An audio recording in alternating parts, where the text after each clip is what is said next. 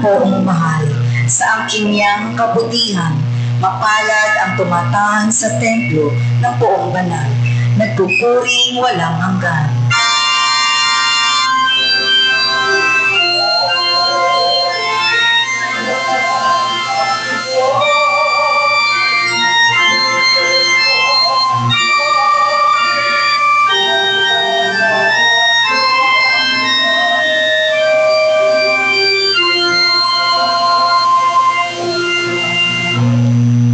Sumainyo ang Panginoon.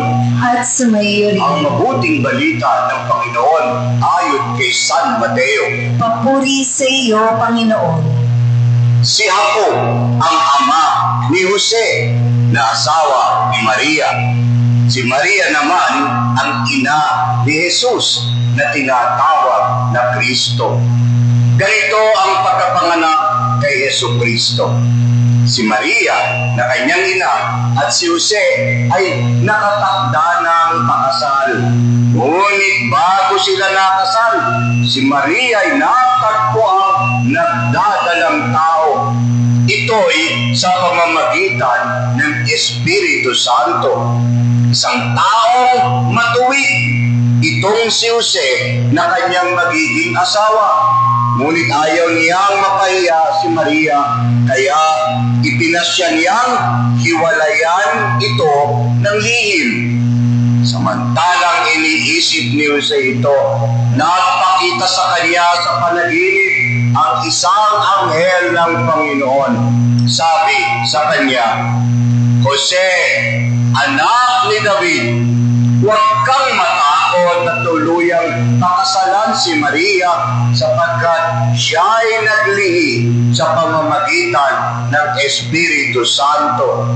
Manganganak siya ng isang lalaki at ito'y pangangalanan mong Jesus sapagkat siya ang magliligtas sa kanyang bayan sa kanilang mga kasalanan. Nang magising si Jose, sinunod niya ang utos ng anghel ng Panginoon. Mga kapatid, ang mabuting balita ng ating Panginoon.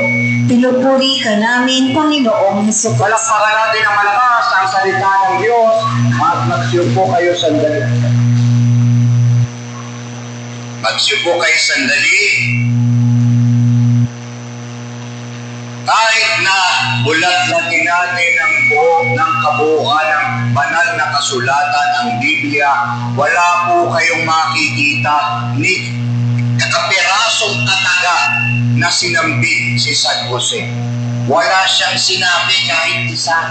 Wala siyang, kumbaga sa pelikula, wala siyang dialogue. No, wala kayong makikita talaga na may dialogue si San Jose sa Biblia. Wala siyang sinabi, pero may sinabi naman tungkol sa kanya. Siya daw ay isang taong matuwid. Napakaganda ng katagang nito, no? Taong matuwid. Yan yung mga tao na ang sinasabi ay nakikita sa kanilang mga gawa. Sabi ng tatay, huwag kayo mag-away mga kapatid! Masama yun! Sabi ng tatay, sabi ng bata, bakit kayo ni mami? Lagi kayo nag-away. So, di ba?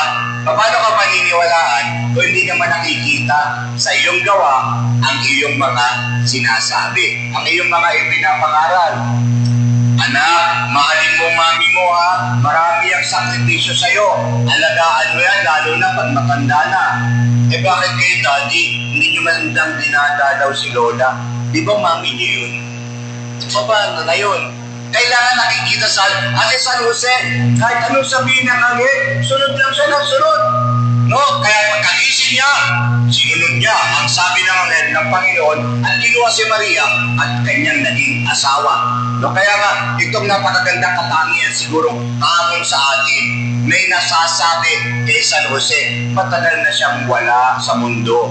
Nandun na siya sa kaharian ng kanyang inaruga dito sa mundo na naging Panginoon nating Jesucristo. Pero may ang sinabi tungkol sa kanya ay patuloy pang umaalingaw-ngaw. Kayo, anong gusto niyo masabi kayo sa inyo kapag kayo ay wala na sa mundo? Yan si Marieta, yan ang nagbigay sa kapilya ng Stations of the Cross. Ganda, di ba? Ay, siya, si Teresita, siya nag-donate ng mga electric fan. Siya nagbigay ng mga electric fan. Ganda, di ba? Si Magdalena, siya ang nagbigay ng mga yung mga dekorasyon sa altar. Siya ang nagbigay. No? At si Erlinda, siya ang nagbigay ng sakit ng ulo kay Father. Pili na lang kayo. Ano gusto niya? Dito nakahimlay ang pinaka-chismosa sa barangay ng Kambal na Cruz. Salamat at pinatahimik na siya ng Panginoon forever and ever. May amen po. Anong gusto niyo masabi sa inyo? Isang tao matuwid o isang tao na maluktot ang buhay yung nandito sa lupa? Minsan hindi natin maiwasang magkamali, di ba? Kapag kataksil, naalaman ng misis, itong kanyang asawa, kumukuha ng mga babae na may make-up.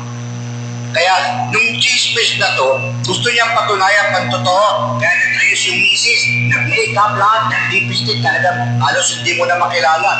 Tapos tumayo sa may kanto, inabangan yung kotse ng mister. Nung dumarating na yung kotse, lumabas siya at kumaway. Kumara naman yung kotse. No? Sabi ng misis, "Hi, Pogi, gusto mo ng good time?" Sabi ng lalaki, "Ayoko sa'yo, kamukha mo, misis ko." Hindi mo na pagtatakpan yun, hindi ba? Sa atin may mga bagay na nagagawa tayong hindi maganda sa ating kapwa, lalo sa ating pamilya. Ito ng tatay bumili ng robot. Lahat naman kasi itong robot, alam niya kapag nagsisinungaling yung tao, sinasampal. Tinesting yung tatay habang kumakain yung silang pamilya. Sabi doon sa anak na lalaki, "Saan ka pumunta kaninang hapon?" "Sa school, pumasok." Sinampal ng robot. Sinungaling ka, alam ng robot, boto mo. Alam niya, kaya ka sinasampal Sabihin mo yung totoo! Saan ka nagpunta kaninang hapon? Sa bahay ko ng classmate ko. Ang ginawa mo doon, gumawa po kami ng assignment, sinampal na naman. Sinungaling ka talaga Sabihin mo yung totoo, kundi masasaktan ka ng gusto. Ano ang ginawa mo sa bahay ng classmate mo? Nanood po kami sa internet ng mga bastos na palaban. Galit na galit yung tatay. Talaga kayong mga kabataan kayo! Ibang-iba na kayo!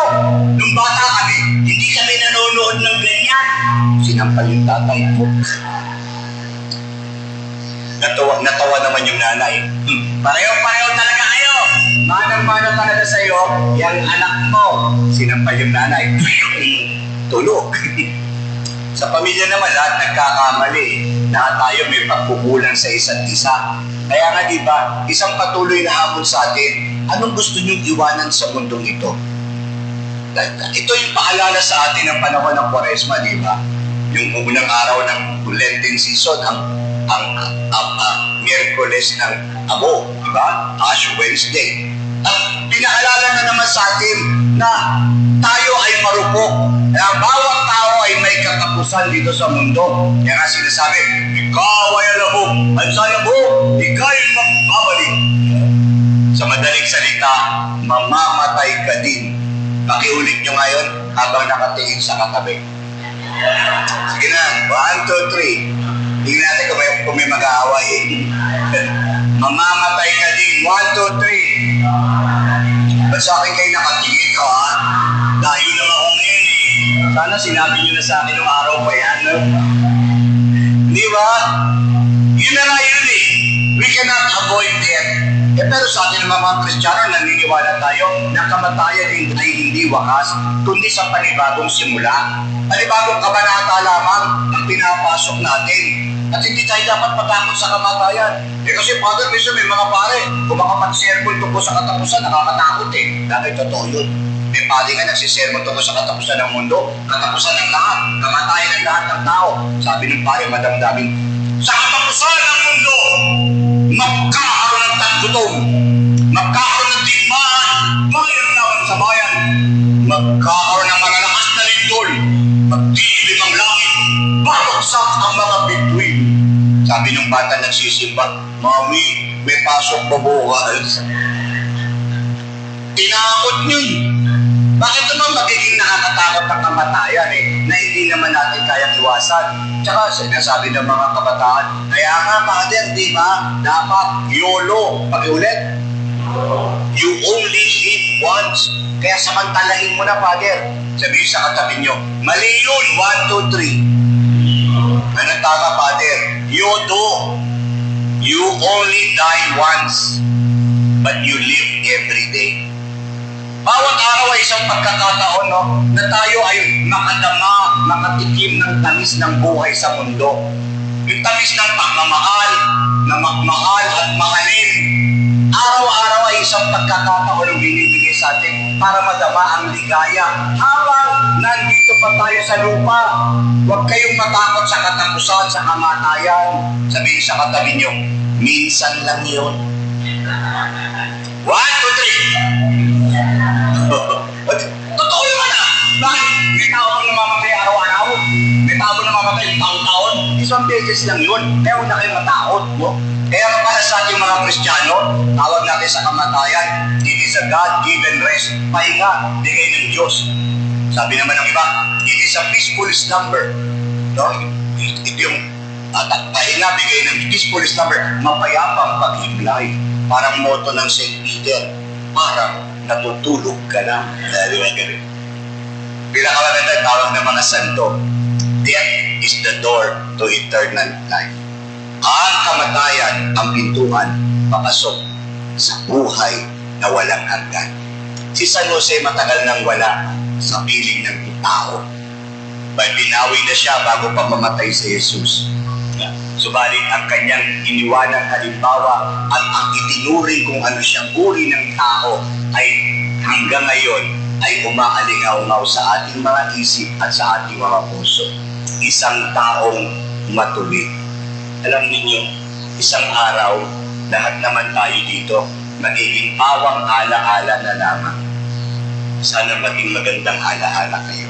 Tayong lahat dito sa mundo. Hindi natin kayang iwasan ang paglisan sa mundo. Pero sana makapag-iwan tayo na kahit anong mabuti, kahit munti na lamang ito, upang ito ang maitanim natin sa puso at isip ng iba. Tandaan natin, people will not always believe what you say, but they will always believe what you do. Hindi sila lagi maniniwala sa sinasabi mo, pero lagi silang maniniwala sa nakikita nila na itinga sa buhay. Thank you. Palakpakan natin ang Panginoon.